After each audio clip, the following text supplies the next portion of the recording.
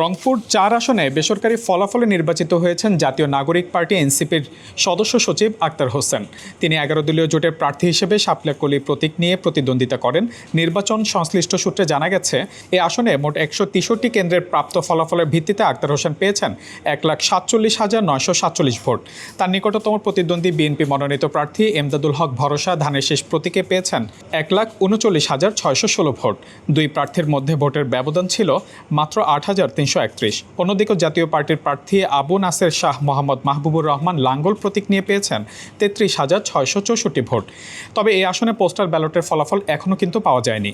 বৃহস্পতিবার দিবাগত রাত ৩:৩০টার দিকে রিটার্নিং কর্মকর্তা মোহাম্মদ এনামুল আহসান বেসরকারিভাবে আক্তার হোসেনকে বিজয়ী ঘোষণা করেন। ভিম লিকুইড এখন মাত্র ৫০ টাকা, তেল চর্বি পরিষ্কার করে এক ধোয়াতেই। ৫,০৯,৯০৬ ভোটারের এই আসনে মোট ভোট কেন্দ্র ছিল ১৬৪টি। ভোট গ্রহণ শেষে প্রদত্ত ভোটের হার ছিল ৬৪.৩৫%।